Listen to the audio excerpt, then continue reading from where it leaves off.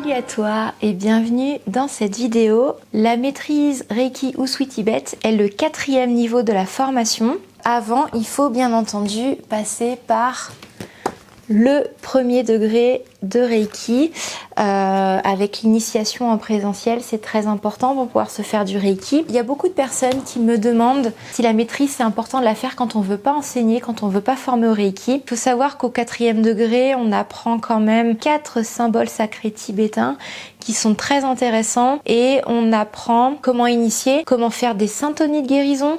Donc les syntonies de guérison sont super intéressantes pour augmenter les facultés de ressenti énergétique. Souvent, on conseille de faire les syntonies de guérison avant une séance, par exemple, ou avant la technique d'IPE qu'on voit au 3e degré, qui est la technique d'intervention psycho-énergétique qui nous a été transmis par des chamans hawaïens, donc qui est super intéressante pour régler la cause à un problème. On apprend aussi à faire les Reiju, qui sont les initiations faites traditionnellement par Mikao Usui Sensei.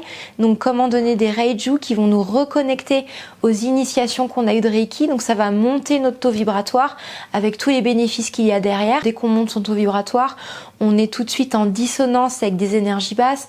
Donc il y a une forme de protection indirecte qui va se faire par le fait qu'on soit détaché par des énergies basses ou toxiques par rapport à nous.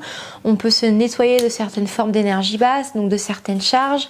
On va augmenter notre potentiel de guérison, augmenter nos facultés spirituelles et psychiques, abaisser le mental, tous les bénéfices liés à une augmentation du taux vibratoire. Et finalement, à cette maîtrise, on va aussi approfondir un peu plus les symboles sacrés qu'on a vus au 2e et 3e degré, rentrer sur une signification un peu plus profonde, un peu plus spirituelle, qu'on est peut-être plus apte à comprendre ou à aborder au 4e niveau qu'au 2e niveau. Donc on approfondit vraiment cette connaissance-là. Finalement, oui, on aborde comment former en faisant les initiations, faire les initiations Reiki en fonction des différents niveaux, niveau 1, niveau 2, niveau 3, maîtrise, mais les initiations cœur-pied. Mais la syntonie de guérison est quand même très intéressante quand on veut pas former. Il y a aussi, donc comme je l'ai dit, l'approfondissement des symboles. On découvre d'autres symboles tibétains qui servent aux initiations, mais qui peuvent aussi servir nous lors des envois de Reiki à distance, lors d'une séance de groupe, ou alors une séance en présentiel, qui peut aussi servir pour notre grille de cristal. Donc au final, c'est une source quand même de connaissances infinie et très intéressante quand on veut approfondir sa culture de la méthode Reiki. Les Reiju sont très intéressants. Donner des Reiju à quelqu'un permet vraiment de l'accompagner aussi à distance ou en présentiel. Mundo Reiki organise des Reiju mensuels où on peut décider de donner des Reiju ou de aussi les recevoir.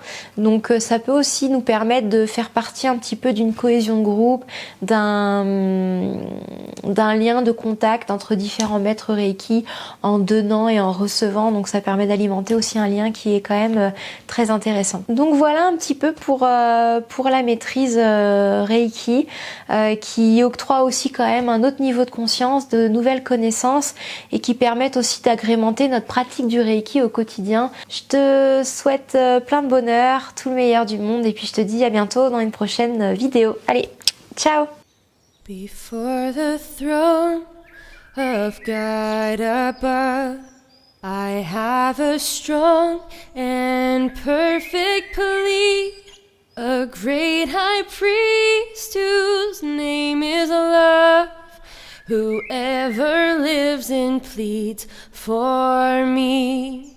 My name is graven on his hands, my name is written on his heart.